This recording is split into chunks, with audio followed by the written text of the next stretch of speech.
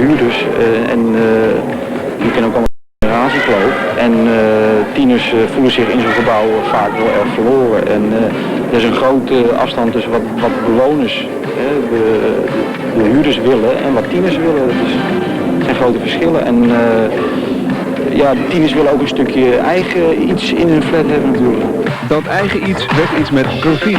De muren zouden veranderen in mooie kunstwerken. Het buurthuis Hopgeest, een aantal uitgezochte tieners en de USA, dat zijn professionele graffiti-spuiters, zetten de actie die 3 weekenden duurde op touw. Dus aantal ontwerpen, deze ontwerpen, een paar poppetjes, huizen thuis met letters, minusletters gemaakt. Gaan we zo direct de kleuren uitzoeken. Moet je goed mee oppassen. Weet je, sommige bossen die gaan niet over elkaar heen. Na een korte werkbespreking gaan de tieners die na een wedstrijd uitgezocht waren en de USA, de United Street Artists, aan het werk. Eerst de stofkapjes op, want die spuitbussen die zorgen natuurlijk voor een enorme dam. Daarna zetten de USA-mensen de basislijnen op de muur. En weer daarna kunnen de tieners gaan invullen, iets wat lang niet altijd even gemakkelijk is. Daarom worden ze soms nog even geholpen. Hoe vinden de tieners het zelf eigenlijk om te doen? Leuk. Tof. Leuk. Te gek. Ja. Ik vind het best wel goed, ja. Het wordt steeds minder gekladderd. Tof wat ik doe, hè? En wat vindt de buurt? Ik vind het leuk dat er iets gebeuren gaat, want er moet sowieso iets gebeuren. Die leuzen die er stonden, dat kan niet langer. Maar ik heb echt nog mijn bedenkingen. Ik vraag me af hoe lang die leuzen niet komen te staan op dit krijgmotief. Dus of ze daar niet weer overheen gaan spuiten? Overheen gaan spuiten. En ik weet niet of de sociale controle zo groot is dat het wordt voorkomen. Ja, dat is bijna onmogelijk, ja.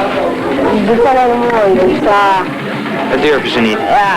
ja, dat weet ik niet. Maar letten jullie daar zelf op? Ja. Ik loop haast elke dag door die binnenstraat, dus moet ik kijken gewoon. En naar vrienden gaan, want heel veel vrienden van mij wonen hier. Weet je het nog? Zo was het eerst. En dit kun je nu in de binnenstraten in de Bijlmermeer tegenkomen. Nog niet alle muren zijn zo, omdat niet iedereen dat wil en omdat het erg duur is. Maar, wie weet.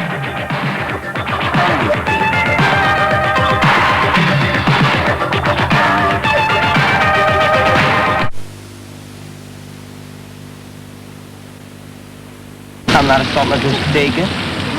Want meestal ga ik, dat is met discotheken, maar toch verveel je als je steeds naar de discotheek gaat. Dus je wilt ook wat in de buurt zelf doen. Kijk, als je s'nachts bijvoorbeeld, ja.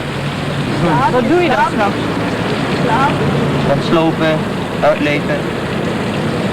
Ja, altijd hangen, hè. Laat zien wat je waard bent. En ik weet niet, bijvoorbeeld als je problemen thuis hebt, kun je gewoon buiten uitleven van iets te mollen.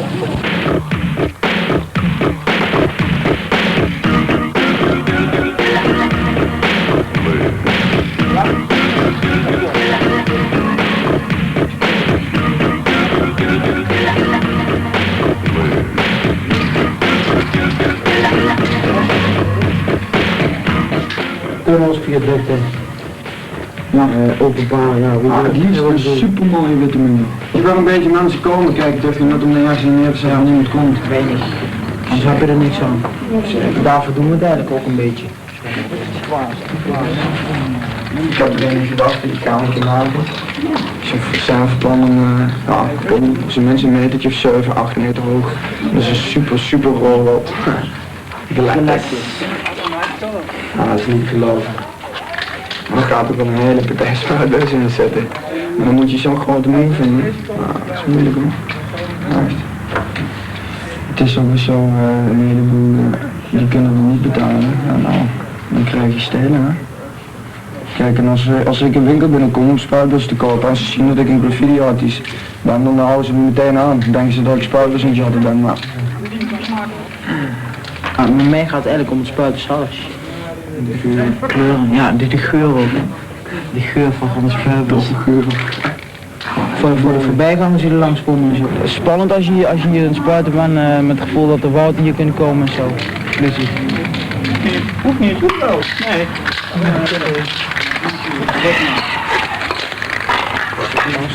Als ik dit niet had, zou ik me echt kapot vervelen.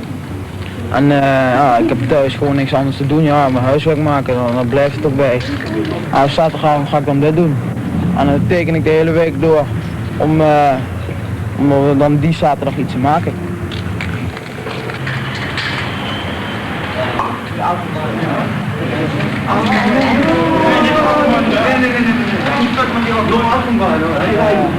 Volgende dag weet je wat hier, weet je wat je eigenlijk al gedaan hebt, hè? Wat je de nacht ervoor gemaakt hebt, de volgende dag zie je wat je gedaan hebt.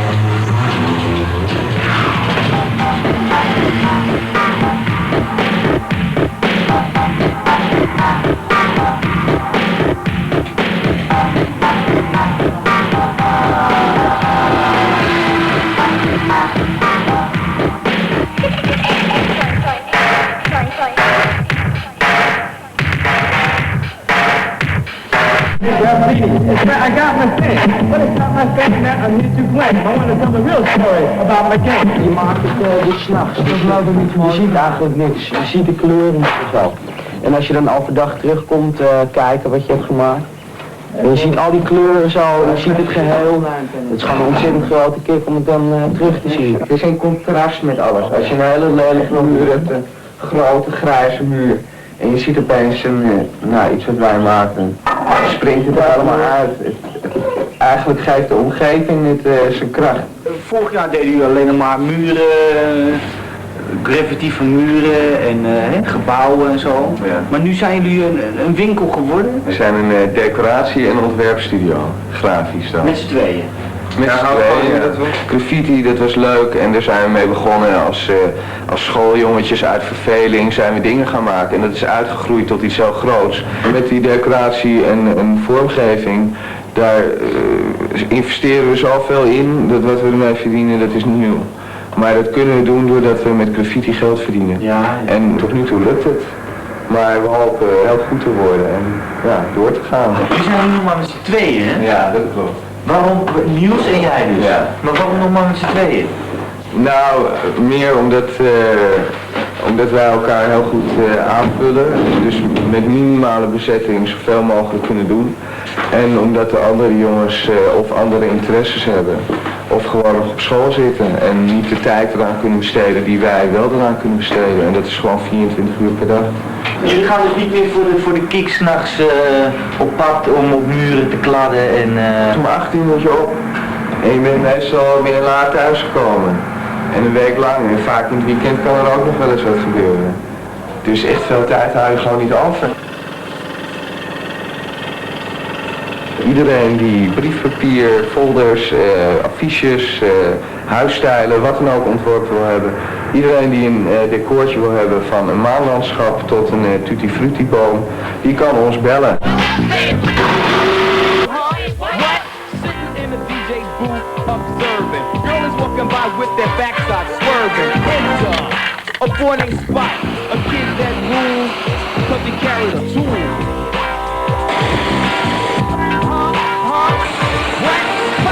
Up to the bar and got loaded. 20 minutes later, Wat wij doen is het bemiddelen in het verstrekken van een gevelreinigingsabonnement. Dat houdt in dat wanneer een gevel op een gegeven moment gereinigd is, dat daarna de gevel via een onderhoudscontract schoongehouden wordt. Want vaak gebeurt het, en dat probleem kent iedereen waarschijnlijk, je laat je gevel duur schoonmaken en vervolgens een dag later zit hij weer onder.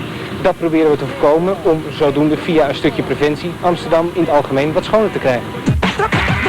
Ik vind, laten we zeggen, een muur met een aantal tags op vind ik een stuk mooier dan een kale muur. Ik hou niet van saaie dingen of zo, nette dingen. Ik vind het wel leuk als iedereen overal met spuit wat hij wil, in principe dan. En dan, ja, het geeft me een goed gevoel dat we leven in Amsterdam, hè. Iedereen doet nog wat hij zin in heeft. Sommige mensen die zien de stad het liefst zo, met vlekkeloze, brandschone muren. Anderen die maken het liefst iets creatiefs van.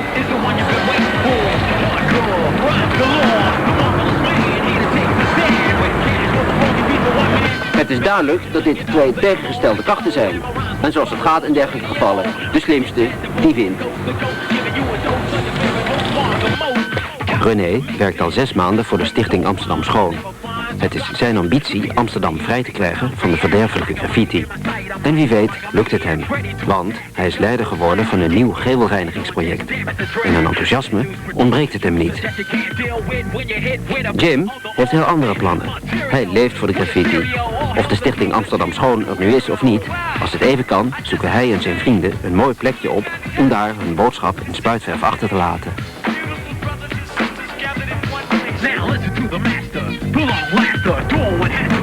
Wat vind je van zo'n muur? Ach, er is een hoop werk aan besteed door iemand die zich een klein beetje kunstenaar noemt, denk ik. Het heeft iets, maar ja, het is vervuiling. Dus ja, het moet weg, want het werkt alleen nog maar meer vervuiling in de hand uiteindelijk. Hoezo?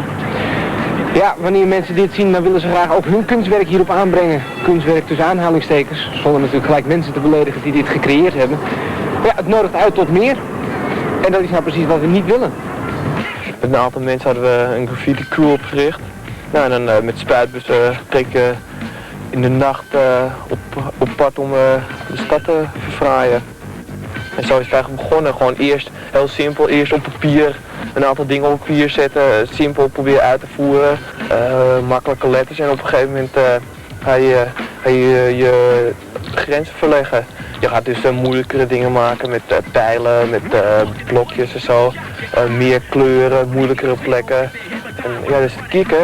Ziet er wel goed uit, hè? Ja, zeker. Een treintje. Ja, wat vind je leuk aan het werk? Wanneer je op een gegeven moment klaar bent met de reiniging van een gebouw en zo'n gebouw ziet er weer schoon uit, ja, dan heb je toch iets gedaan wat toch leidt tot een daadwerkelijke verbetering van het gebouw. En dat is natuurlijk ja, op zich best wel leuk werk om te doen. Je kan een gebouw weer als nieuw maken in feite. Vind je het leuk, het spuiten? Ja. Oh. Ja, het heeft wat een kick, hè. Iets doen wat niet mag. Wat is dan die kick? Op iets spuiten wat eigenlijk niet mag, waar je voor een boete kan krijgen. Dat is wel spannend. Ja.